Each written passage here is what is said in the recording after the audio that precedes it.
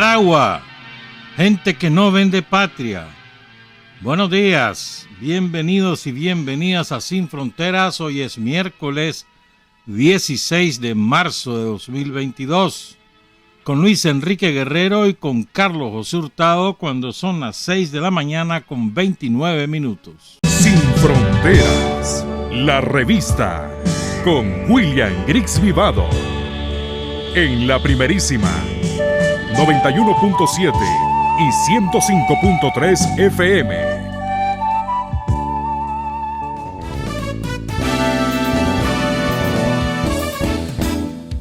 Sin fronteras para decir la verdad.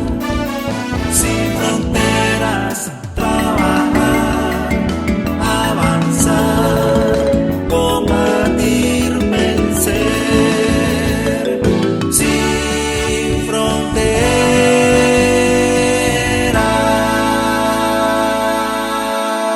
6 de la mañana con 35 minutos, dos cumpleañeros. Rosa Argentina Ortiz estuvo de cumpleaños el día lunes. Una extraordinaria militante sandinista, tranquila, discreta, capaz, firme, con un historial como militante del FSLN, como pocas mujeres lo tienen en la organización. Felicidades a Rosa Argentina y felicidades también al arquitecto Edgar Murillo Jiménez, quien ayer estuvo de cumpleaños, estuvo cumpliendo el doble 7. Dos veces suerte, entonces tiene un año de suerte a partir de ayer. Felicidades al arquitecto Edgar Murillo Jiménez. Hombre, sacó la garra Álvarez con su propia gente. ¿Cómo será, verdad? El trato, la relación que tiene Álvarez como una viuda del somocismo tan dolida. ¿Cómo será el trato que un cura se atreve a decirle 4 chanchadas en las redes? El cura se llama Augusto César Marín Arauz y además dice que tiene miedo que lo mate Álvarez. Lo dice él, no lo estoy inventando. Ahí está el video, pueden verlo, ahí está en las redes. Dice que tiene miedo que lo maten. Acuso al señor Rolando José Álvarez Lago y a los consultores que le acompañan, a excepción de algunos que dejaré en lista oficial a mi familia. Dice: señor administrador apostólico, usted que mucho habla de injusticia, ha venido a cometer mucha injusticia en esta diócesis de Estelí, empezando, y reitero, la injusticia que ha cometido con Monseñor Juan Abelardo Mata, quien no le ha tenido respeto ni a su episcopado ni a su edad. O sea que están en pleito la viuda del somocismo Álvarez con el sargento Mata, el coronel Mata. No sé qué rango tiene. Es que ya va degradado, ya va de salida, es verdad.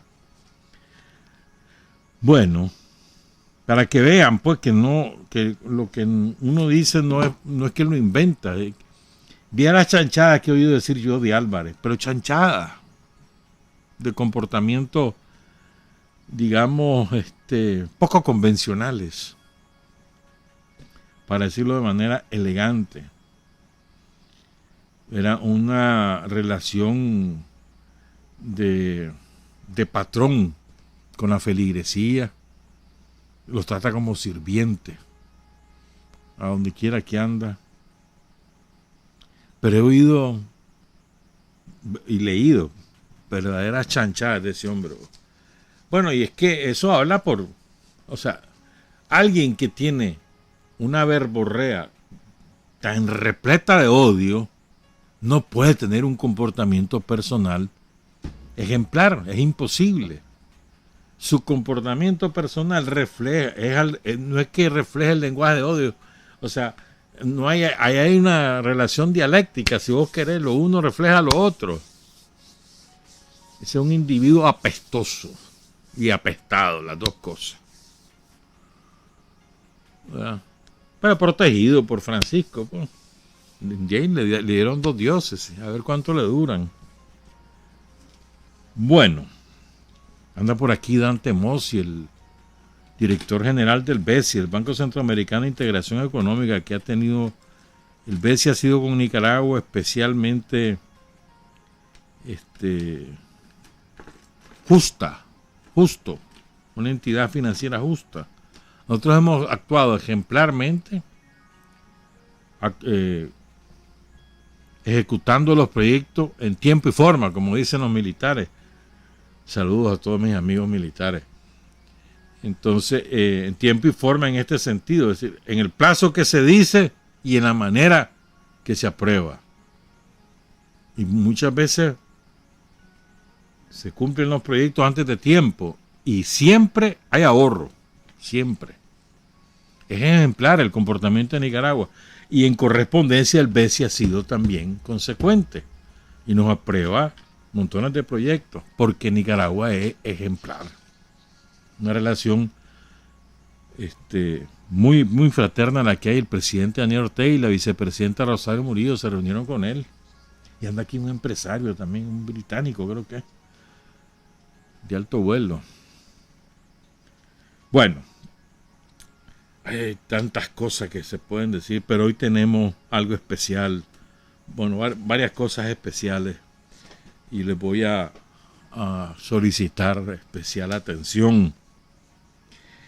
Quiero empezar con esto. ¿Se acuerdan que hace como 2 o 3 programas, les hablé de la guerra cognitiva? ¿Lo recuerdan? Este no es un concepto ruso. Este es un concepto militar de la OTAN, que lo han ido adaptando también toda la fuerza, porque la OTAN en la guerra cognitiva, quien de mayor manera la ha desarrollado obviamente es la OTAN, Estados Unidos y los europeos. A este extremo, la OTAN convocó el año pasado a un concurso para presentar proyectos sobre la guerra cognitiva.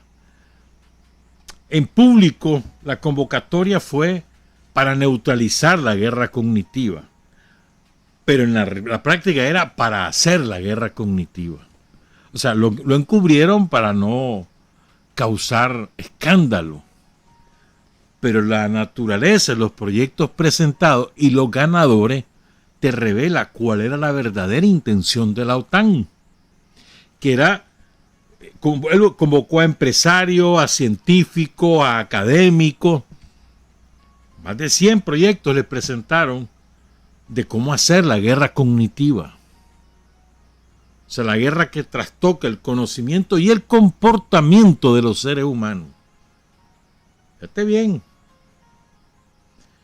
Y entonces convoca, estuvieron reunidos ahí en Canadá que se las pica de muy decente, de muy pacífica, de muy no sé qué, demócrata, la asesina de niños indígenas. Bueno, Canadá, ¿verdad? Que tiene preso un montón de camioneros ahí, presos políticos en Canadá. Bueno, entonces la Canadá Pacífica convocó a finales de noviembre del año pasado, encabezados por los principales jefes militares de la OTAN. También llegaron los políticos, pero los militares son los que estuvieron a cargo de todo el evento, conociendo los proyectos, estudiando los proyectos y otorgando los premios. Pongan cuidado. La OTAN define en su página web, no voy a inventar, oigan cómo define la guerra cognitiva. La guerra cognitiva busca cambiar no solo lo que la gente piensa, sino también cómo actúa. Los ataques contra el ámbito cognitivo implican la integración de las capacidades cibernéticas, toda las redes, la información por internet, de desinformación, de desinformación y desformación psicológicas y de ingeniería social. Oigan bien, los sociólogos saben en qué significa ese término, ingeniería social. Entonces, guerra cognitiva, ataques contra el ámbito cognitivo implican, repito, la integración de las capacidades cibernéticas, de la desinformación y la deformación, las capacidades psicológicas y las capacidades de ingeniería social. El nuevo entorno operativo para los responsables de la toma de decisiones implica su capacidad para detectar y responder a los ataques contra el dominio cognitivo. ¿Van bien? Estén encubiertos. Responder a los ataques para atacar. Sigo con las definiciones de la OTAN. Dice la OTAN: la guerra cognitiva posiciona la mente como un espacio de batalla y un dominio disputado. Su objetivo es sembrar la disonancia, instigar narrativas conflictivas, polarizar la opinión y radicalizar los grupos. La guerra cognitiva puede motivar a la gente a actuar de forma que puede perturbar o fragmentar una sociedad que de otro modo estaría cohesionada. El desorden resultante puede influir en la toma de decisiones, cambiar las ideologías y generar desconfianza entre los aliados. ¿Estás oyendo? Es que esto es de una profundidad enorme. Lo dice la OTAN, no lo digo yo. Lo que acabo de leer es un documento oficial de la OTAN. Ahí lo pueden encontrar, está en internet. Entonces después describen el evento. Canadá tuvo el orgullo de acoger el desafío de innovación de la OTAN. Oigan esto. Los oradores principales de la sesión plenaria siguieron el tema de la visión de futuro, abordando la guerra cognitiva, la ventaja tecnológica de la alianza y las operaciones multidominio. Con el creciente papel de la tecnología, la velocidad de la toma de decisiones y la sobrecarga de información, la capacidad cognitiva se ve cada vez más desafiada a la hora de tomar decisiones a tiempo. El concepto de guerra cognitiva ha surgido como una cuestión acuciante, urgente para la alianza. Oigan, la Organización de Ciencia y Tecnología de la OTAN exploró los desarrollos de vanguardia, incluyendo la modelización, o sea, escoger modelos, y la simulación para apoyar las misiones actuales y futuras de la OTAN. La guerra cognitiva, las tecnologías cuánticas, el espacio como potenciador de la fuerza y la previsión de las tendencias científicas y tecnológicas. Hoy con los ganadores, pongan cuidado. Es que es espeluznante, es espeluznante. Entonces, el Centro de Innovación de la OTAN y el Ministerio de Defensa de Canadá fueron organizadores. Se llamó el Desafío de Innovación de la OTAN. Terminó el 30 de noviembre del año pasado. Ganó una empresa que se llama Verifix, estadounidense. Desarrolla una plataforma desarrolla una plataforma de dinámica de comportamiento para medir los motivadores subconscientes, lo que permite mover a las marcas, a los clientes hacia ideas, productos y creencias. Fíjense bien. Ese fue el proyecto ganador de la OTAN. Se lo voy a repetir. Una plataforma de dinámica de comportamiento para medir los motivadores subconscientes que les permite a las marcas mover a los clientes hacia ideas, productos y creencias. Ese fue el proyecto ganador. Eso es lo que va a aplicar la OTAN, o lo que está aplicando en Ucrania. O sea, ¿qué hay en el subconsciente que te motiva a eso? ¿Y cómo lo podés modificar? El segundo lugar, ¿verdad? Que además fue también organizado por la Universidad de Old Dominion. Había 130 soluciones de 13 naciones. Soluciones. Llegó la viceministra de Defensa Nacional de Canadá, una tal Jody Thomas, alguna halcona debe ser. Y por supuesto, el comandante supremo aliado de transformación de la OTAN, el general Philip Lavine. Ganador del segundo lugar fue el equipo Recognity, reconocimiento, reconocimiento, podría traducirse esto, ¿no? Con su solución, reconociendo la influencia cognitiva perjudicial para iniciar una intervención eficaz. Y el tercer lugar fue para el equipo influenciando a los influencers, por su solución Deep Influencing Affordance, atributos de la influencia profunda. Atributos de la influencia profunda. Por ejemplo, Biden acaba de aplicar esto, se acaba de reunir con los más reconocidos TikTokers yankees y les dio instrucciones de cómo operar en TikTok. Cambiaron su discurso saliendo de la Casa Blanca. Tenían posiciones diferentes. Todos se unificaron. Para los que creen que las redes sociales son, ¿cómo te dirá? Son ventanas individuales, son opiniones espontáneas, sí, cómo no, dale pues. Y eso fue público. Biden los reunió ahí en la Casa Blanca, 100 creo que eran. Y apenas salieron de ahí con la consigna y los reales, ya saben cómo cambiaron.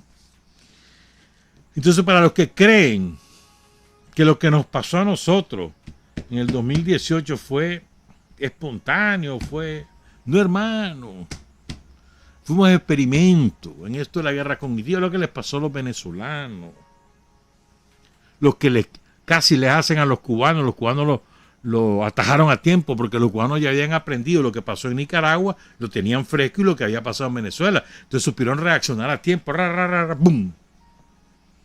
Esa es la gran ventaja, ¿no? De ser aliado y poder estudiar las experiencias de pueblos hermanos. Pero y en Ucrania lo que hicieron fue un auténtico lavado de cerebro, al que sometieron a todo el pueblo de Ucrania, los 28, 30 millones, 40 millones, a lo largo de 8 años, sostenido. En noviembre, por ejemplo, ahí aparecía un periodista en un canal de televisión de Ucrania, diciendo que lo que había que hacer era matar a los niños rusos, para que extirpar a los rusos del planeta, por ejemplo. Pues. ¿Pero qué? O sea, lo que inyectaron en la sociedad ucraniana fue el odio a los rusos. Y de paso, culpando a los rusos de la situación económica que ellos tenían y ocultar la naturaleza neoliberal de los gobiernos que hubo en Ucrania entre 2006 y 2010, entre 2010 y 2006 y 2010, y luego que retomaron el poder en el 2014 con el golpe de Estado. Privatizaron todo, incluyendo gran parte del ejército. En serio, un caballo, pero bueno, ya van a entender por qué. Entonces, esa privatización masiva de los servicios, de todo, causó una enorme migración de ucranianos hacia Europa. En general hacia Europa, no solo Polonia, sino en general hacia Europa. Polonia, Alemania, Hungría, Gran Bretaña, una parte de Estados Unidos, por razones económicas y sociales. Enorme migración. O sea que hay refugiados del neoliberalismo, tantos como los que hay ahora por la guerra. Bueno, les cuento todo eso para entrar a este tema. A esto es lo que quiero, por favor, que le pongan mayor atención. Ustedes se acuerdan cuando empezó la guerra, al tercer programa después que empezó la guerra, creo yo, al segundo. Cuando empezó la ofensiva de Rusia para acabar con la guerra contra el pueblo de habla rusa en Ucrania. Empezó el 24 de febrero, ¿verdad? Yo les decía que, en mi opinión, lo que había ocurrido es que Vladimir Putin había salvado al mundo de la Tercera Guerra Mundial, de la hecatombe nuclear. ¿Se acuerdan? Bueno, pongan cuidado, pues. Hay un hombre muy conocido en Ucrania, cuyo nombre es Nikolai Azarov. Él ocupó muchos cargos en el gobierno de Ucrania, incluyendo primer ministro. Fue el primer ministro de Víctor Yanukovych en su segundo periodo, que es un empresario de derecha, pero un hombre realista, puede ser. La mejor manera de hacer negocios para él era el intercambio comercial y las inversiones con Rusia. Entonces, pero un hombre de derecha.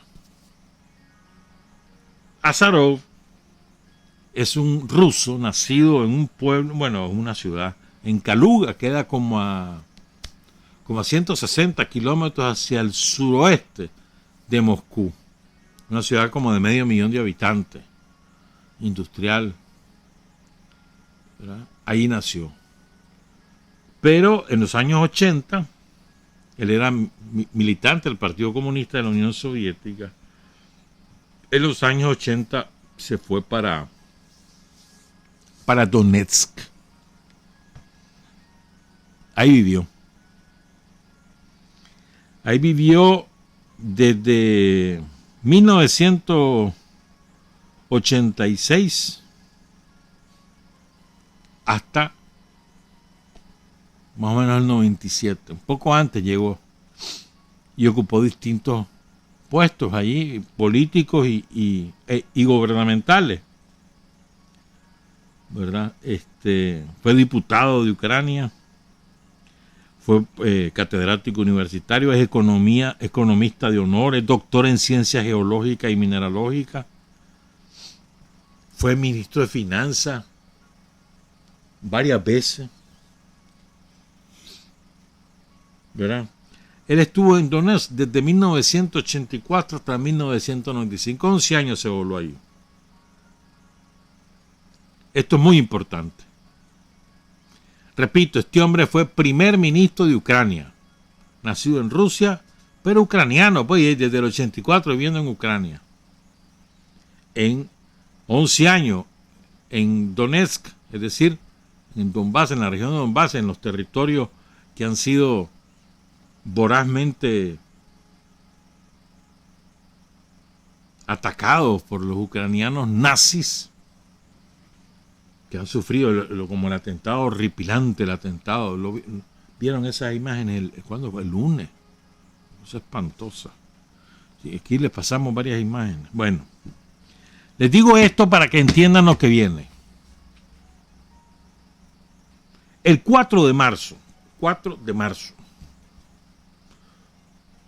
él publicó en Facebook, en su página, tiene dos páginas, una página personal y una página, una fanpage.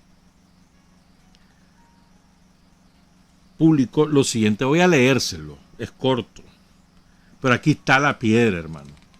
Las razones por las cuales Putin decide lanzar la ofensiva. Putin, que no es Putin, ahí fue todo la clase gobernante de Rusia. No estamos hablando solo de Putin como individuo. Dice Nikolai Azarov, hombre de 74 años, no es ningún chavalito, nació en el 47, en diciembre.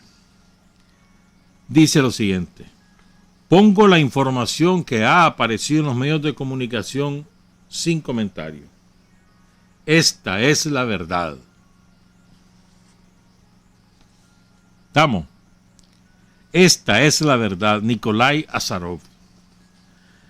Desde diciembre de 2021, Rusia ha sido informada de los planes de la OTAN de desplegar 4 brigadas militares, 2 terrestres, una marítima y una aérea en Ucrania, y la brigada aérea que instalaría la OTAN con la posibilidad de llevar ojivas nucleares.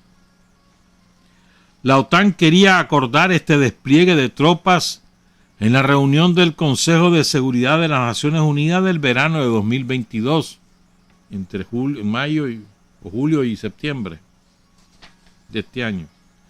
Entonces, lo más probable era que a finales de año, a finales de 2022, hubieran provocado un conflicto y hubieran iniciado una acción militar a gran escala contra Rusia utilizando armas nucleares.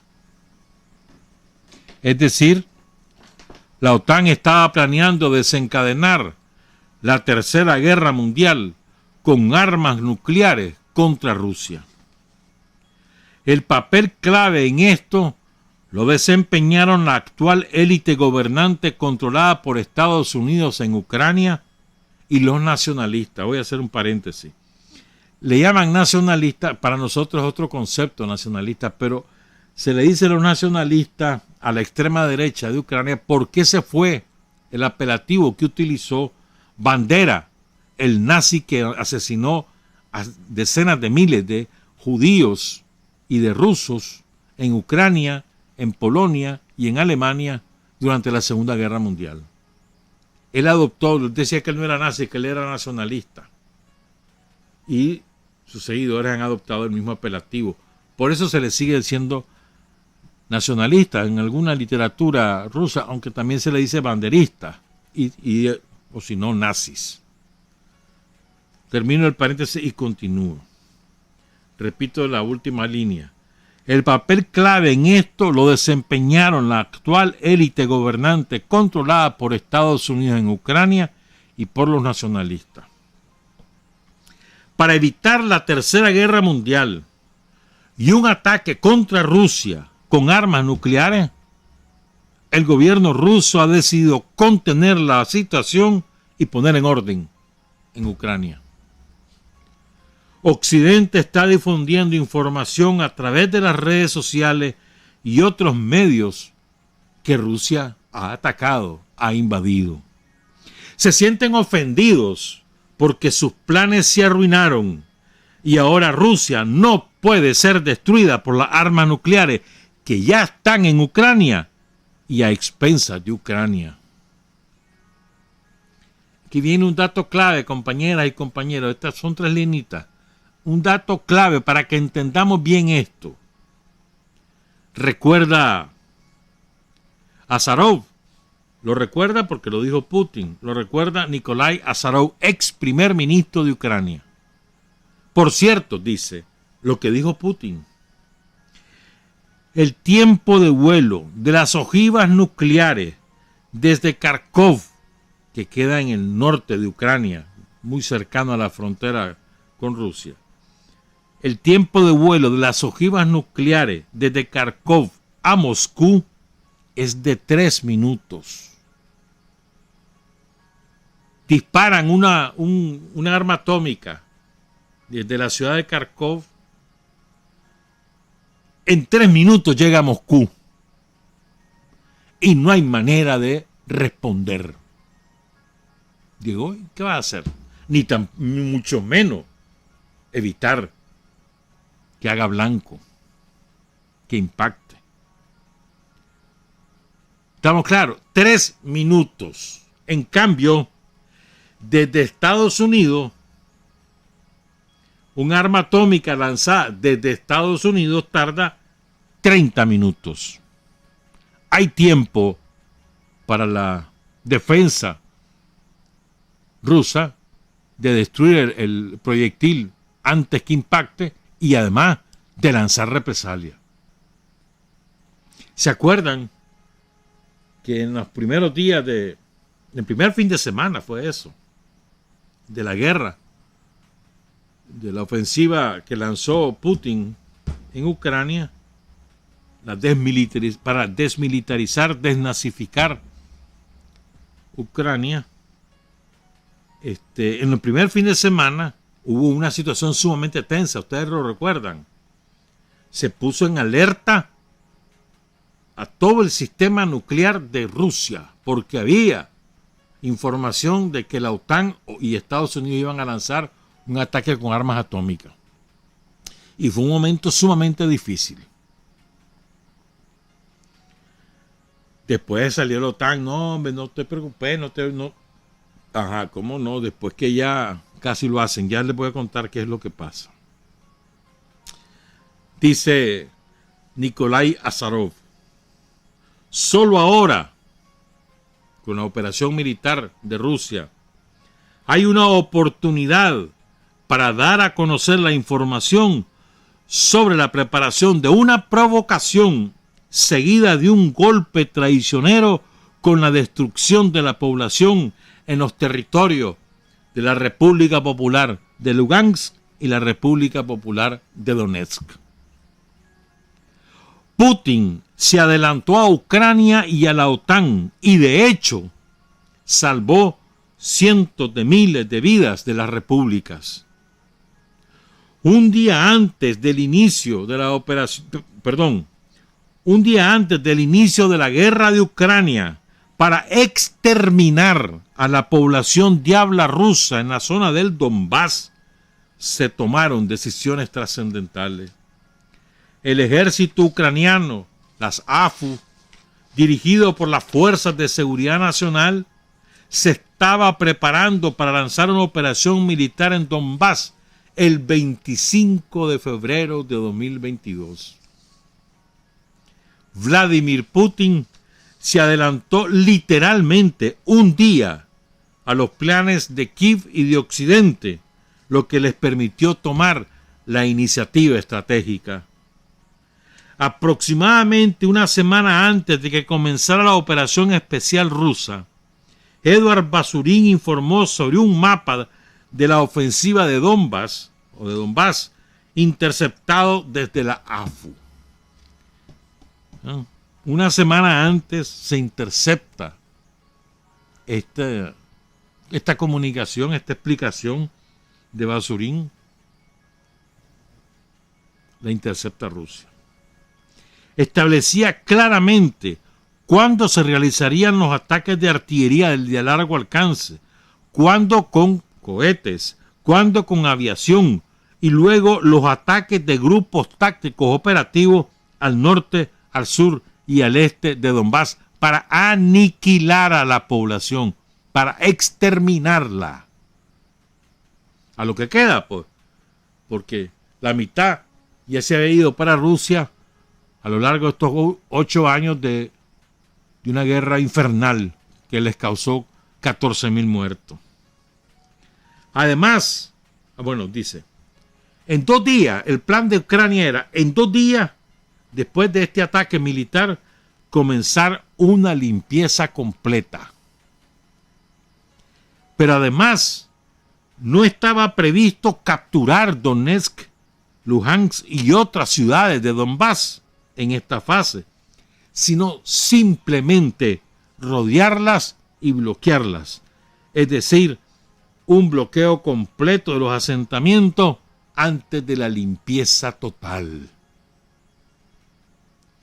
Existe la creencia, dice Azarov, Nikolai Azarov, existe la creencia de que este plan fue desarrollado conjuntamente con los responsables de la OTAN, ya que los estadounidenses, pongan cuidado a este dato, habían desplegado previamente unos 5,000 soldados en Polonia. Recuerden que hay una frontera larguita entre Polonia y Ucrania en el occidente. Además de que también había un ejército polaco que en el diseño de la estrategia de Ucrania, de Estados Unidos y de la OTAN, el propósito del ejército polaco era bloquear la agrupación rusa en Kaliningrado para que no pudiera moverse. y ayudar a la población de Donbass. ¿Qué te parece? Sigo. La segunda agrupación sería de 1.000 soldados de la brigada Stryker, vehículos blindados, en Rumanía. Esta agrupación bloquearía Transnistria, que es una franja delgadita que queda entre Odessa y Ucrania, que se proclamó República Popular, no ha sido reconocida, pero actúa como tal, y hay tropas ahí. Entonces, para bloquear Transnistria, entonces iban a ocupar a Rumanía, y que no pudieran las tropas estacionadas allí en Transnistria, que no pudieran avanzar hacia Odessa, que es la ciudad clave del Mar Negro, Odessa, que está quedando de último en esta operación militar. La están rodeando, pero no la han atacado. Y en Odessa hay una fortísima población rusa, oprimida, aplastada, le han hecho sanganadas, pues. El otro día, bueno, no importa, sigo, no me quiero desviar porque falta mucho que hablar. Todo este conjunto de acciones que les he descrito, leyendo el texto de Nikolai Azarov, todo este conjunto de acciones, es decir, pongan cuidado, el conjunto de acciones consistía en el ataque masivo militar a la región de Donbass, destructivo, rodear las ciudades de Luhansk y de Donetsk, rodearla, cercarla, así mantenerla, o sea, que no pudieran ni moverse, y luego exterminar a la población, y simultáneamente mover el ejército polaco para que impidiera refuerzos militares desde Kaliningrado hasta Donbass, mover al ejército rumano para impedir la movilización desde Transnistria, y, lo más importante, lanzar un ataque atómico contra Rusia desde Kharkov. ¿Estamos claros? Eso iba a ocurrir en la noche del 24 al 25 de febrero. Putin se adelanta. La noche del 23 al 24. ¡Bum!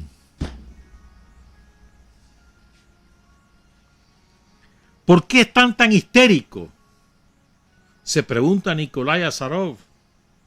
Porque todo estaba preparado para la toma del territorio, y de repente las unidades milicianas y militares de Donetsk y Luhansk, apoyadas por las Fuerzas Armadas rusas, entraron en acción un día antes. En primer lugar, las fuerzas rusas y los milicianos atacaron aeródromos, pistas de aterrizaje, aeropuertos militares, para que los aviones de transporte de armas de Estados Unidos y otros países no pudieran aterrizar. Los centros de control, los sistemas de defensa aérea, las estaciones de radar, las divisiones de misiles antiaéreos, que quedaron fuera de servicio. ¿Estamos claros?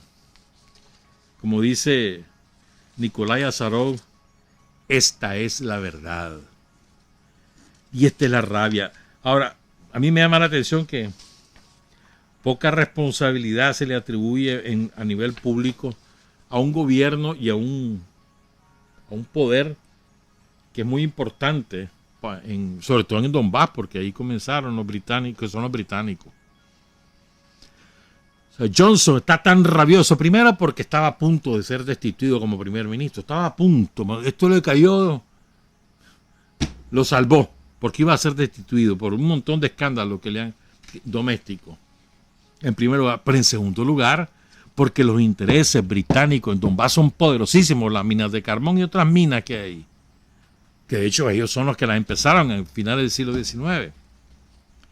Los intereses británicos son muy cuantiosos, y por eso es tanta rabia de Boris Johnson. Luego está el hijito de Biden, que tiene intereses poderosísimos en Ucrania. Es parte de la claque nazi, de la banda de asesinos y ladrones y drogadictos, como le llamó Putin, que manda en Ucrania, de la cual es parte, repito, el hijo de Biden. Biden, siendo vicepresidente de Obama, estuvo presionando al gobierno de los nazis para que le facilitara los negocios a su hijo. Eso lo denunció Trump, ¿te acordás? En la campaña electoral. En la primera. ¿Estamos claros? Entonces, voy a repetir la conclusión de esto. Nos hemos salvado del hecatombe nuclear. Y entonces, ¿cuál es la alternativa que le queda al imperialismo norteamericano y a los imperialismos europeos? Destruir Rusia por otra vía. La asfixia económica y dejarla turulata en algún momento dado, boom, darle el golpe militar. Ese es el plan ahora de los yanquis y de la OTAN. Ahorita hay una cumbre de la OTAN a la que va a llegar Biden, en donde van a tomar decisiones militares. Creo que es el 24 de este mes. Va a ser en Polonia, si mal no recuerdo. Entonces por ahí van. O sea, falló el plan nuclear, para ponerlo de un nombre, y ahora están aplicando el otro plan, la asfixia económica. Por eso han sido tan despiadados, ¿no?, en las sanciones, las represalias. Y hay una que es sumamente peligrosa. Estaba leyendo en la madrugada un artículo del diario de mayor circulación en Alemania que se llama Der Spiegel, El Espejo.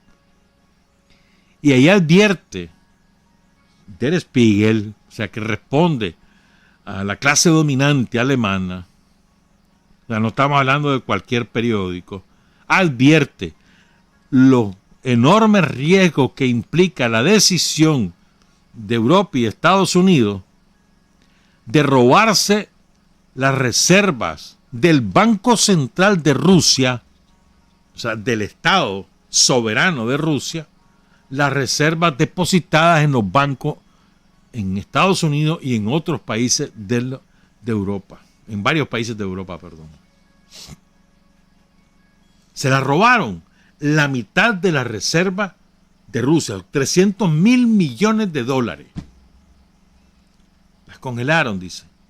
Este es un enorme riesgo, dice Der Spiegel, porque sienta precedente. Y si ahorita lo hacen con Rusia, lo pueden hacer con cualquiera después. Y estas son las finanzas estatales, no son finanzas particulares de un oligarca, o de un político, o de un militar, o de lo que sea. No. Son las finanzas del Estado de Rusia, del Banco Central. Es como que de pronto se arrechara, pues, digamos que se arreche Boris Johnson con Alemania. Y entonces suponete que Alemania tenga depositados reales en los bancos británicos, entonces viene Boris Johnson y dice, no, Alemania, Banco Central, no, te lo voy a congelar. Un ejemplo estoy dando. Alemania no tiene Banco Central porque es la que administra todas las finanzas de Europa. Te estoy inventando un ejemplo. Pues pongámoslo con un país que tenga Banco Central. A ver, con México. Que vengan los yanquis, se arrechan con México y le dicen, bueno, mano, te voy a quitar la reserva que vos tenés depositada en tales países. Las reservas del Banco Central mexicano. Un ejemplo. ¿Cómo que ese país esa es una agresión desproporcionada? Entonces, el Der Spiegel, el diario alemán, está advirtiendo sobre lo peligroso de ese precedente. Porque además tienen miedo que les pasen las mismas. Estaba leyendo un analista ruso que estaba pronostica distintos escenarios. Dice que uno de los escenarios posibles, en caso de que Rusia resulte vencedora en el terreno militar, uno de los escenarios posibles es la pulverización de la Unión Europea, que eso va a estallar en 1000 pedazos. Interesante pronóstico. Además, da sus argumentos, ¿verdad? Por supuesto. ¿Estamos claros entonces, compañeras y compañeros? No se enreden.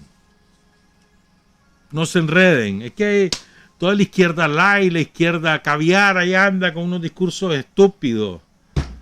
Incluso algunos que se autodenominan revolucionarios. Estamos por la paz. No, hermano, si estás por la paz mundial, tenés que defender la operación militar de Rusia porque nos salvó a todos. ¿Quién sabe dónde estaría el mundo ahorita, hermano? ¿Quién sabe? Porque los rusos no se iban a quedar de brazos cruzados una vez que les destruyeran Moscú. Y además, lo que eso hubiese implicado en vidas, en contaminación, bueno, es que eso hubiese sido una cosa espantosa, hermano, una carnicería.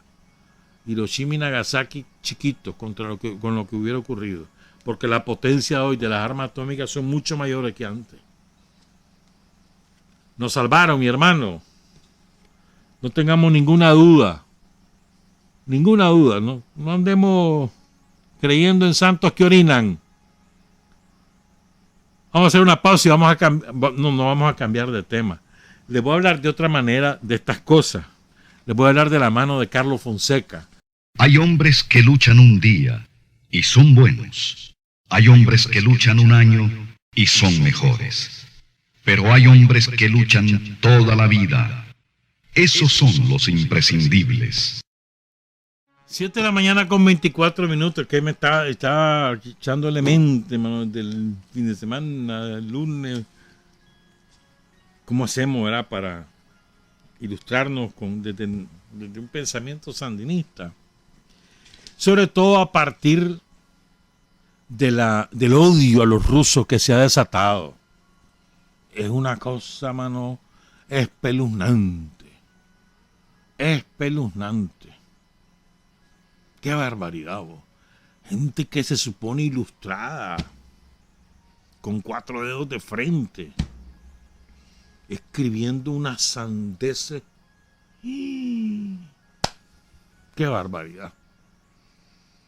Rusia, cuna de tantas maravillas, de las mejores literaturas del mundo,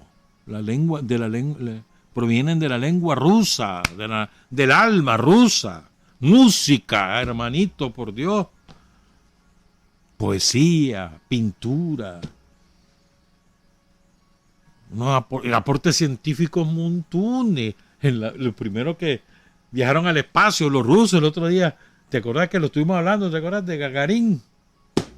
Y me lo estaba acordando con Fabián el otro día de que, y es verdad, si también lo hablamos aquí, ¿cómo sería el odio que le agarraron los yanquis a los rusos? Yo me acuerdo de eso.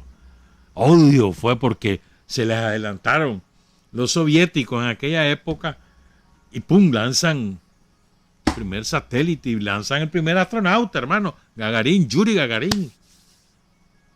Y entonces se ocuparon de desprestigiar eso por todo el planeta, hermano. Y aquí en Nicaragua le dieron a hacer una canción a Justo Santo o a Gastón, o a Rafael, no. Sí, creo, no, a Rafael Gastón Pérez creo que fue. ¿Verdad? Le dieron a hacer la canción, se la pagó la embajada de Estados Unidos. No estoy hablando invento, así fue. Se la pagó Estados Unidos, la embajada de Estados Unidos, para que sea una canción burlándose de Gagarin. ¿Verdad? Ya te digo a quién fue. No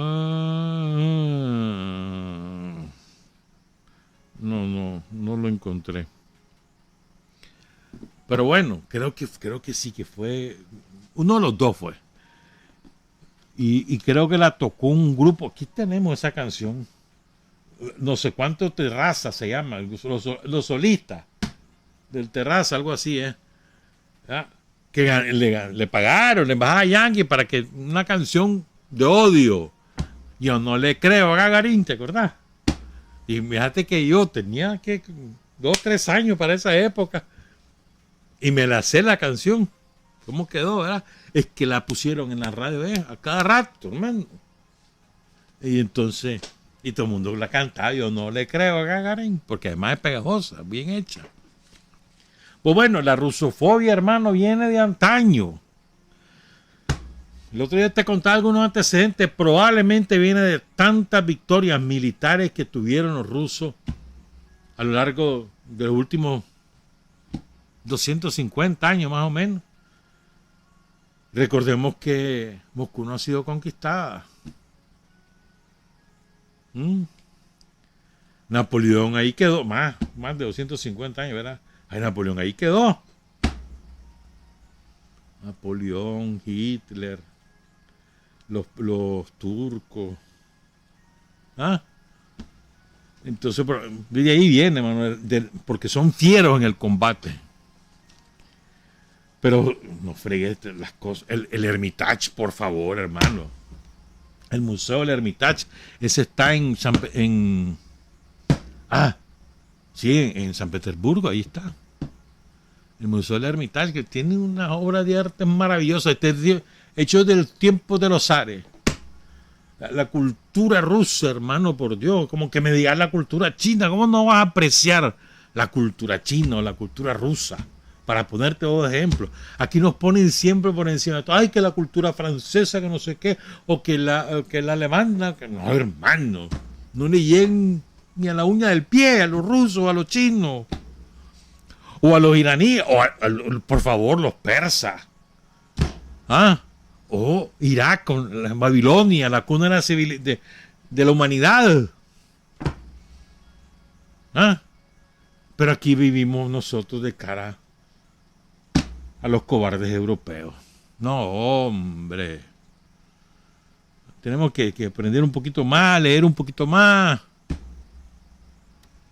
Hay culturas de verdad que son maravillosas, maravillosas. O en África te encontrás unas cosas maravillosas que ni las conocemos por aquí. Ahí en Sudáfrica, o en Angola, o en Mozambique. Maravillosas. Pero aquí no las conocemos. Porque somos eurocéntricos, yanquicéntricos y eurocéntricos. No. Hay que volver a ver hacia el otro lado, hermano, que además es la mayoría del planeta, en términos de población. Entonces, fíjense, en 1957, cuando ya Carlos Fonseca ya es un dirigente estudiantil, ya lo han metido preso, pero por supuesto, después, sobre todo con la ejecución de Tacho Viejo, la acción heroica de Rigoberto, ahí estuvo preso Carlos.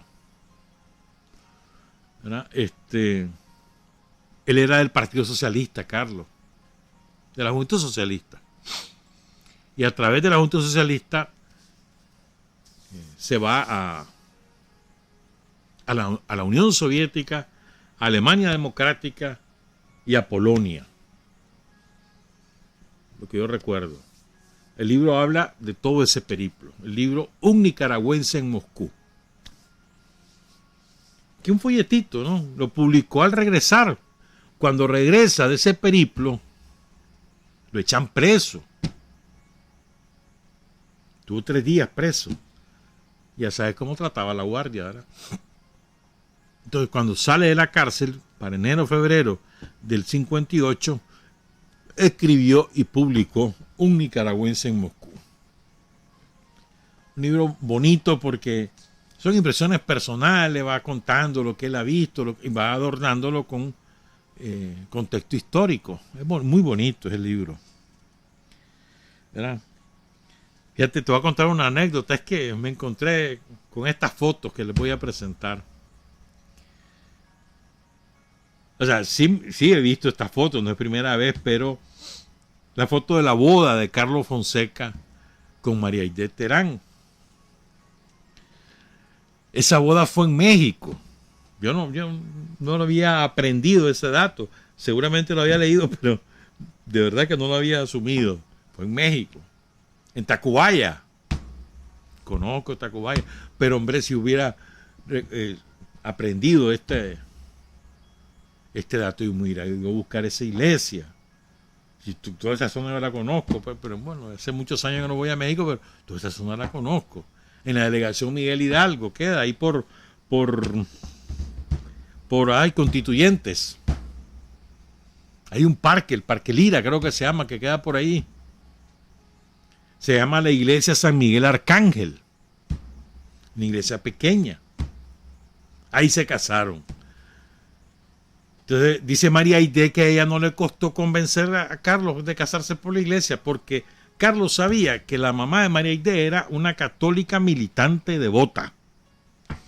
Devota, con B pequeña, no con B alta. Entonces, no, cuando le dijo, no, tenemos que hacernos por la iglesia, entonces, Carlos había estado preso en Nicaragua, lo deportaron a Guatemala, él logra escaparse de Guatemala y se va para México, porque en México estaba su gran maestro, su tutor, Edelberto Torre, el profesor Edelberto Torre. Entonces, María Aide decide irse a México para casarse con Carlos, porque además allá vivía un tío de ella, con su esposa y sus hijos. Y se va para México con su mamá. La mamá la va a entregar, no es asunto, hermano. Y van a la iglesia, se casó formalito. Entonces, ahí están las fotos de esa iglesia. Una iglesia bonita, pequeña y bonita. ¿Verdad? Y se llama la iglesia San Miguel Arcángel de Tacubaya, en la Ciudad de México. Ahí llegó doña Aide Nava, la mamá de doña María Aide Terán. ¿Y saben quiénes fueron los padrinos de esa boda? El profesor Edelberto Torres y su esposa doña Marta.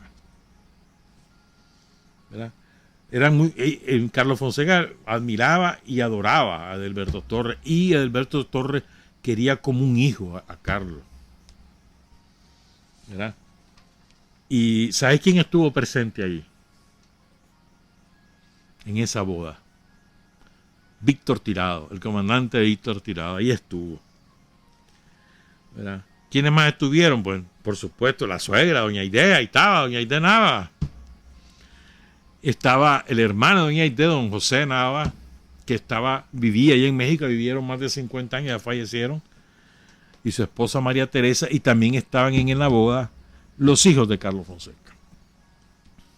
Pero de Carlos Fonseca, oíme a mí, de don José Nava, los dos hijos.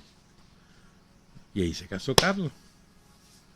Mira esa foto de Carlos y María Aide en la boda. Carlos tiene ahí una mirada pícara, ¿no? Como que lo estaban jodiendo al momento de tomarle la foto. Y María Aide tiene una cara de embelesada, pero también con algo de picardía, ¿no? Preciosa esa foto. Un saludo a María Aide, que nos escucha allá en la ciudad de León. María Aide, toda una figura portentosa del Frente Sandinista. Entonces yo les quiero leer, porque Carlos estuvo en Kiev, la capital hoy de Ucrania. Carlos estuvo en la antigua Stalingrado, estuvo en la antigua Leningrado, San Petersburgo, ¿no? Estuvo en muchos lugares. Y él va contando, pues, estuvo en el Hermitage, ahí estuvo Carlos. Ahorita me estoy acordando.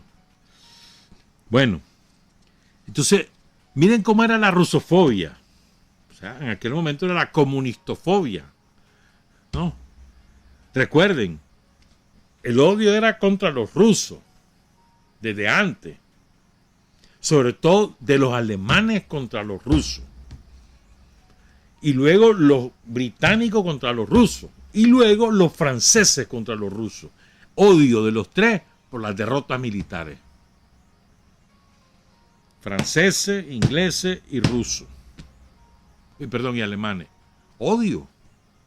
Les nace el odio. De las entrañas. Un odio lo tienen ahí en los genes. Miren, entonces cuando triunfa Lenin, entonces tienen la oportunidad de equivaler ruso a comunismo, ¿me entendés? Cuando la teoría marxista-leninista nace en Alemania, pero como el que triunfa es Lenin, entonces se la lanzan a los rusos, a los soviéticos. ¿Estamos claros? Además, recuerden, o sea, si los alemanes se empeñaron en derrocar a la Revolución de Octubre, financiaron la guerra civil que duró como 4 años, una matancina que hubo ahí en la Unión Soviética, un accidente, pero matancina, como 4 años duró esa guerra, creo que entre el 18 y el 22, y habían salido de la Primera Guerra Mundial con un ejército diezmado, mal armado, maltrecho, hambriento. Y ganaron esa guerra. Los guardias blancos se llamaban. Hay una de las canciones famosas de Natalie, la que canta Julio Iglesias, era el himno de los rusos blancos. Y no la de los hermanos Arregada, la otra. Y para que nos acordemos, porque en términos históricos aquí hay un odio que viene de antaño. Entonces ya me está comiendo el tiempo. Miren, compañeros del MEFCA, hoy me voy tarde, ahí me aguantan. Saludos a Justa Pérez, la ministra del MEFCA. Entonces, en la introducción, que es lo que yo quiero leerle, Carlos Fonseca cuenta algunas cosas de cómo era el odio, ¿no? Y de la visión de la época. O sea, él va ahí, es un chavalo, fíjate, va en el 57, él tiene 21 años.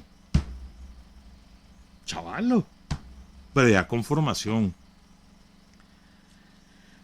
Quiero decir, dice Carlos Fonseca, ¿cuál fue el motivo que me impulsó a escribir este librito? Una mañana visité una escuela de niños en Moscú.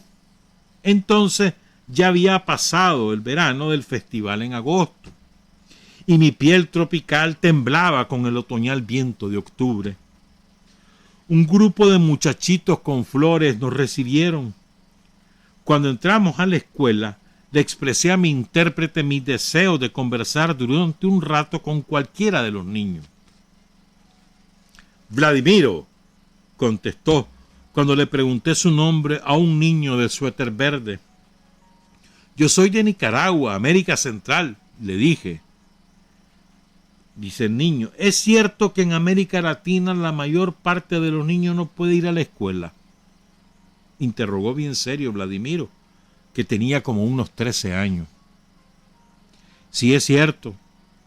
Allá hacen falta escuelas para miles de niños, respondí. En la Unión Soviética todos los niños podemos ir a la escuela, dice Vladimiro. Pero cuando en Rusia mandaban los zares, a nosotros nos ocurría igual que a ustedes en América Latina ahora. Así es sabido, le dije al niño.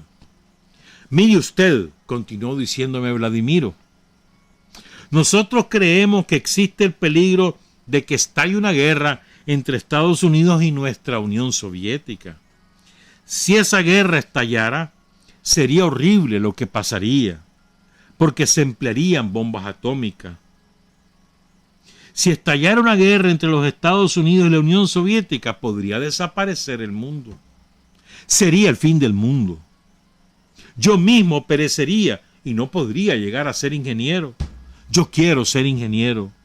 Mi maestra Kiora dice que en América no saben el adelanto que hemos alcanzado y que la gente cree en América que los niños soviéticos no bebemos leche y que nuestro gobierno gasta casi todo el dinero fabricando armas. Usted puede mirar que son calumnias todas esas afirmaciones. Aquí nadie quiere guerra. Tal vez usted relate en Nicaragua que no es cierto lo que nuestros enemigos cuentan de nuestro país. Cuente cómo vivimos. Yo quiero que haya paz. No quiero enemigos. No quiero que me mate una bomba atómica. Yo quiero ser ingeniero, construir rascacielos y carreteras. Aquí nadie quiere guerra. Mi tío Pavel murió cuando los fascistas invadieron nuestro país. Mi mamá me cuenta que esa guerra fue contra la voluntad de los soviéticos. Cuando regrese a Nicaragua, cuente usted cómo vivimos. Nosotros creemos que eso hará más posible la paz. Y dice Carlos, pareció un niño adulto el pequeño Vladimiro hablando de la paz. También los adultos me parecían niños cuando de paz hablaban. En realidad, todos nos parecemos a todos cuando hablamos de paz. Ya. Sí, le dice Carlos. Contaré la vida de ustedes y haré cuanto pueda para que haya paz, respondí. Al escribir este folleto no hice más que satisfacer los deseos del niño soviético Vladimiro, que son también los deseos de millones de muchachitos soviéticos. Se me hará sumamente difícil enviarle al niño Vladimiro un ejemplar de este folleto. Cuando yo venía de regreso traía su dirección escrita, pero cuando me echaron preso en Managua, las autoridades militares me quitaron hasta el más insignificante papelito que traía, incluyendo el que contenía la dirección de Vladimiro. Sin embargo, mi mayor anhelo es que llegue hasta él y hasta todos la paz mundial. Este folleto tiene la intención de dar a conocer la vida de Rusia. El mundo necesita urgentemente que haya paz entre Estados Unidos y Rusia. Eso lo comprende hasta cualquier niño, y todos los hombres y jóvenes de la tierra debemos saber que la paz es posible, que la guerra entre esas dos grandes potencias se puede evitar, y conociendo los adelantos y progresos de Rusia, estaremos mejor dispuestos los nicaragüenses y los americanos en general a contribuir para que aumente la amistad entre Estados Unidos y Rusia. Manolo Cuadra, el padre de nuestra gran amiga Scarlett Cuadra, que ya no está con nosotros. Manolo Cuadra, dice Carlos Fonseca, me dijo en Costa Rica: es absolutamente imposible ser de buena fe y no reconocer la obra gigantesca que los comunistas han hecho en Rusia. Yo tengo suficiente corazón para comprender la falsedad de esa tiranía que los propagandistas pintan en Rusia. No soy loco para creer que el pueblo ruso, tan numeroso y tan antiguo, haya soportado 40 años de tiranía. Si los comunistas han gobernado 40 años en Rusia, quiere decir que no han oprimido 40 años al pueblo, decía Manolo Cuadra en 1957, porque Carlos Fonseca se encontró con Manolo en San José antes de su viaje de este periplo. Continúa Carlos. En Nicaragua, en Estados Unidos, en toda América, generalmente no se tiene ni una idea de la realidad rusa. Véase el siguiente ejemplo. Cuando yo regresaba de la Unión Soviética, pasé por Montreal, Canadá. Ahí encontré una muchacha que habla 5 idiomas, trabajando en la compañía de aviación KLM. Una muchacha con una cultura superior a la de una muchacha corriente. Se me ocurrió saber cuál era la opinión que ella tenía sobre Rusia. Ella ignoraba que yo venía de Moscú. Y le pregunté, ¿por qué los rusos habrán producido los Sputniks, los satélites, los cohetes, antes que Estados Unidos? Los cohetes, perdón. Le dice la azafata a Carlos. Contestó, es que en Rusia, según cuentan, a los estudiantes les dice el gobierno, o estudia o lo matamos. Por eso los jóvenes, para que no los maten, estudian bastante y la ciencia rusa adelanta. Mira qué respuesta más estúpida. Una mujer que habla 5 idiomas. Debió ser holandesa, ¿no? Porque de la KLM, pero bueno, podía ser de cualquier país. Dice Carlos, si los muchachos rusos supieran la contestación que esa muchacha canadiense me dio, se morirían de risa. Pero sin embargo, ella contestaba lo que creía, lo que había mirado en la propaganda calumniosa. Cualquier parecido con la realidad actual no es coincidencia. Después le dije a la muchacha, ¿usted no conoce canadienses que hayan ido a Rusia? Y ella me contestó, no conozco, aunque he leído en los periódicos que unos músicos canadienses andan haciendo una gira por Rusia. Enseguida le dije a la muchacha, ¿y antes no habían ido canadienses a Rusia? Pues no, me contestó, no han ido, ni mucho menos músicos. Hasta ahora es que pueden ir músicos a Rusia, ya que hace 5 años era prohibido cantar en Rusia. También se morirían de risa los rusos, dice Carlos, sabiendo la opinión que esta muchacha tiene sobre el destino que el canto y la música han tenido en la Unión Soviética con el comunismo. La pobre muchacha a la que me refiero no se ha dado cuenta que la Unión Soviética es el país del mundo que tiene más músicos. Que no se cree en ningún momento que al dar a conocer el progreso de Rusia, pretendo decir al pueblo de Nicaragua que la abolición de la propiedad privada sobre los medios de producción sea el camino que debemos escoger en este momento para solucionar los problemas que nos atormentan. Ni por un instante puede ser esa mi intención. Yo creo que en las actuales condiciones históricas en que vivimos los nicaragüenses, la propiedad privada tiene que desempeñar un papel de primera importancia en el progreso de nuestro país. La única intención que tiene este folleto es la de dar a conocer la realidad que yo presencié en la Unión Soviética, advirtiendo al mismo tiempo que visité los lugares que se me antojaron. Se han escrito tantas cosas contra Rusia que ya los que manejan este país, la dictadura de Somoza, no sienten el menor espanto de que saliendo el visitante de la Unión Soviética cuente las peores cosas.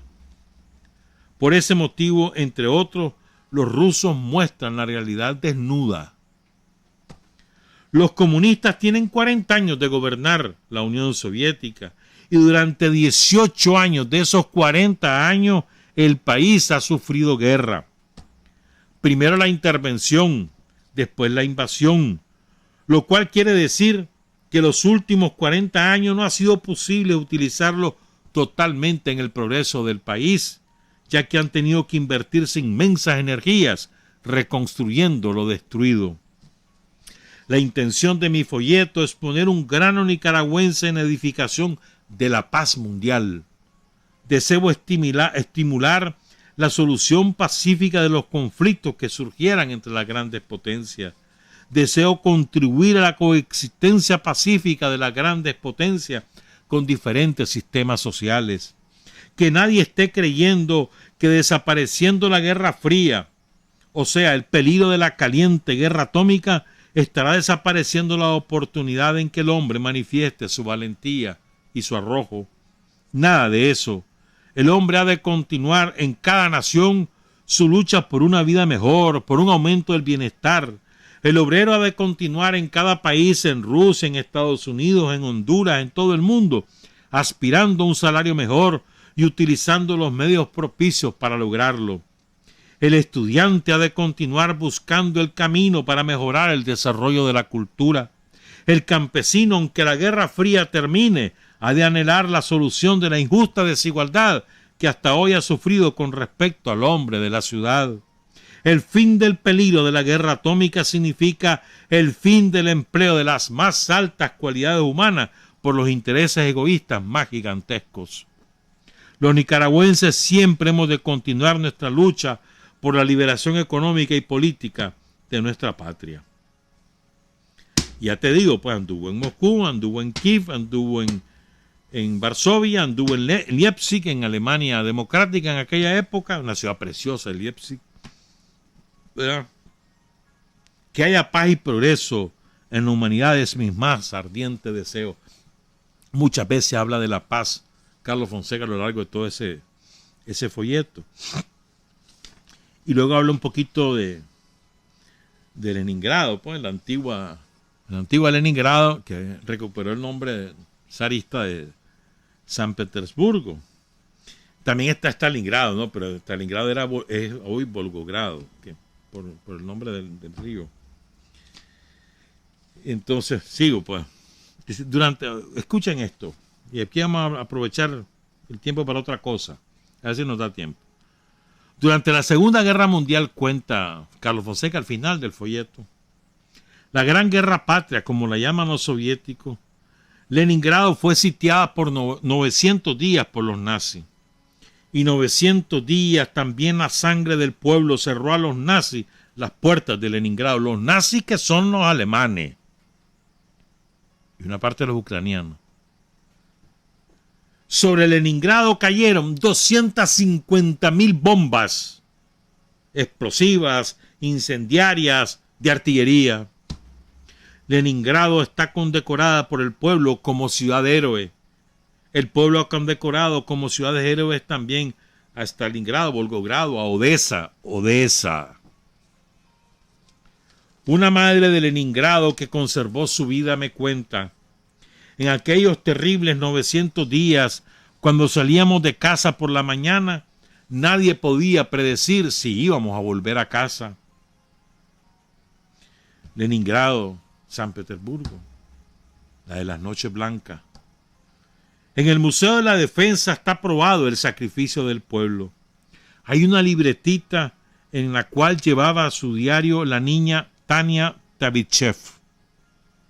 En lentas letras infantiles, la niña Tania un día escribió: mamá murió hoy. Y otro día, ahora murió el tío. La muerte de toda la familia está relatada en 8 paginitas. La niña después no pudo seguir escribiendo su dolor porque ella misma quedó ciega para morir más tarde en el hospital. Yo no conocí San Petersburgo, una de las cosas que lamento, pero bueno, ya pasó más la oportunidad.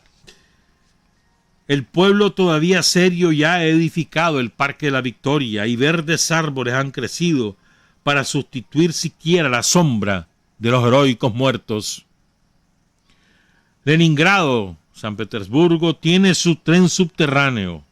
Recuerdo bien la estación Pushkin, aquí me voy a parar, mano, porque es que tengo que contarle. La estación Pushkin, ¿quién es Pushkin? El Café Pushkin, o Pushkin. Café Pushkin, que hablábamos, el otro día hablábamos también de, ahí en Ucrania, hay, por todos lados. Pushkin es el gran poeta, el Rubén Darío de los rusos. O sea, es el creador de la literatura rusa, él es el pionero. Hasta el momento que él escribe sus poemas, sus cuentos y demás, la lengua rusa como tal no existe. Él es el que la embona, tomando de distintas cosas y la construye. Esa es la importancia de Pushkin. O sea, es enorme, dramaturgo, poeta, novelista, rebelde. Dice, su trabajo influyó en Dostoyevsky, por ejemplo, o en Lev Tolstoy. Para que tengan una idea de la envergadura de este hombre. Murió jovencito, ya les voy a contar cómo murió. Fíjense por qué fue tan popular este hombre en medio del zarismo. Él era un aristócrata, mirá lo que es la vida, ¿verdad? Él era nieto de un negro, de un príncipe africano, que lo secuestran los turcos, los otomanos, lo secuestran y así secuestrado llega a parar a Moscú. Y ahí tuvo la suerte, bueno, la cosa es que llegó a pararse bien, porque era un príncipe africano. Y a la siguiente generación pues tenía privilegios ahí en la aristocracia zarista. Entonces Pushkin fue muy bien educado, pero tenía una enorme sensibilidad frente al sufrimiento del pueblo ruso. ¿Por qué fue tan popular? No solo por esa rebeldía, sino porque hace algo que yo siempre he reclamado a los políticos, a los compañeros, a los dirigentes, a todo mundo, pues. O sea, vos tenés que comunicarte con el pueblo en el lenguaje del pueblo, no en el lenguaje elaborado, hablando de categorías y queriéndote lucir porque ya dominás estas cosas. No, hermano, hay que hablar en el lenguaje del pueblo. Pushkin por eso fue tan popular. Quiero leer esta parte que me encontré, no sé si has leído, buscate la página Rusopedia, es de la RT, es muy buena, pero ahí leí esto y leí en otros lados. Dice, tenía un estilo muy propio al armar sus historias, en las que utilizaba el lenguaje común o coloquial, lo que en el medio se llama vernáculo. Esto quiere decir que sus obras mostraban situaciones complejas, explicadas en palabras sencillas y espontáneas. El hombre, Pushkin, no era amante de la forma ostentosa de hablar de los nobles, por lo que intentaba escribir en el lenguaje de la gente corriente. Fue uno de los pioneros en este tema. Pero bueno, además era rebelde porque cuestionaba al zar. Eso le costó exilios internos, casi después tuvo que salir del país incluso. Regresó, etcétera. Ahí anduvo en distintos lugares el hombre, pues. Entonces pongan cuidado en muere qué manera más dunda de morir, sí. ¿Ah?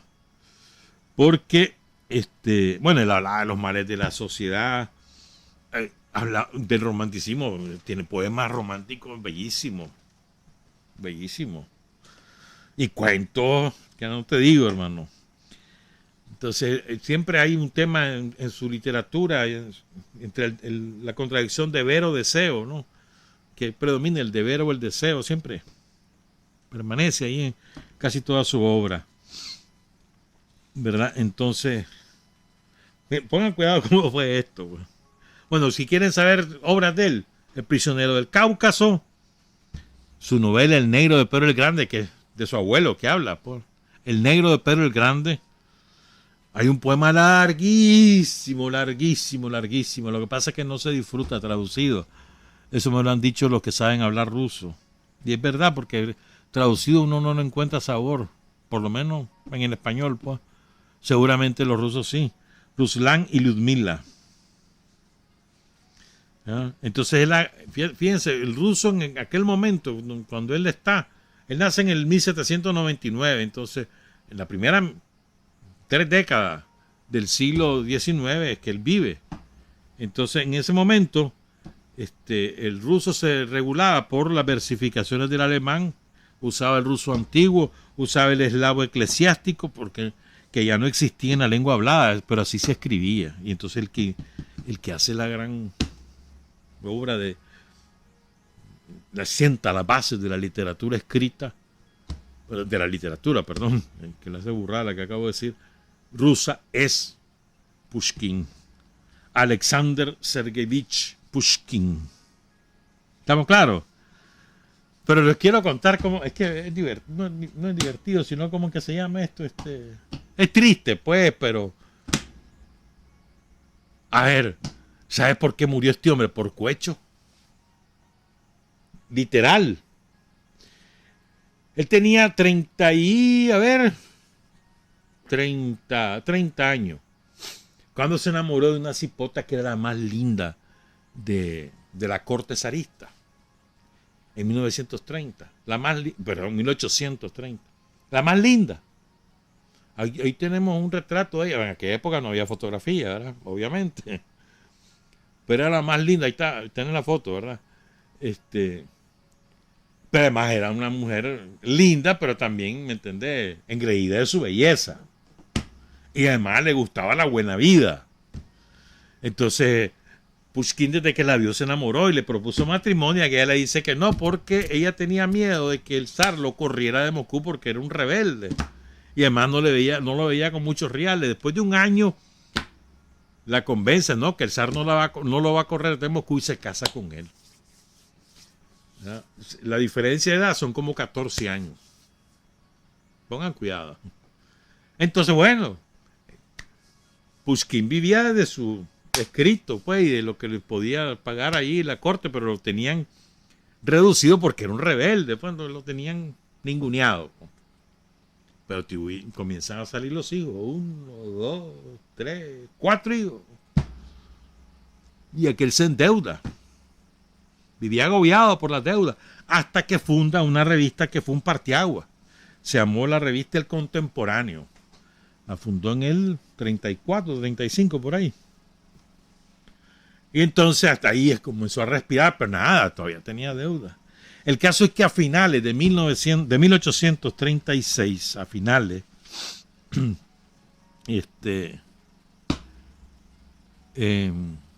aparece en su vida, digamos, un militar francés y aristócrata francés que se llamaba Georges Dantes, que era de la Guardia Real, de la Guardia Zarista. Entonces el tipo, 25 años, ya la mujer de Pushkin tendría que, más o menos la misma edad, 25 más o menos, a ver, menos.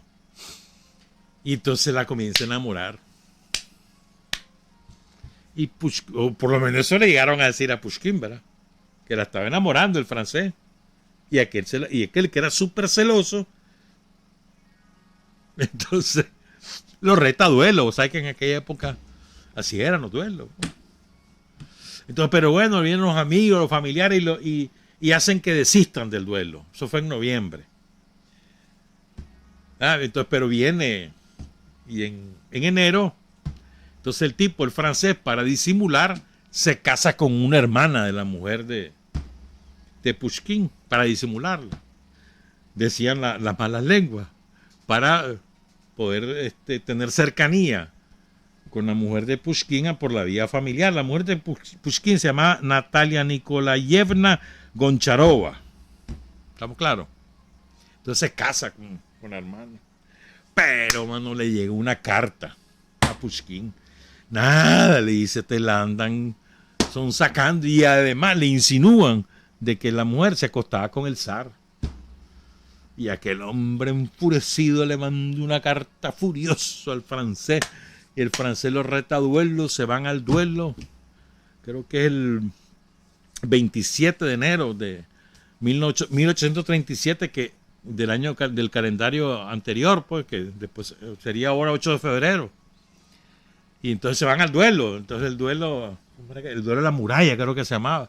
Le ponían una como muralla que los dividía, pero los obligaba, es más, encerrados, frente a frente, pero no podían pasar de la muralla. Entonces era 10 pasos de distancia.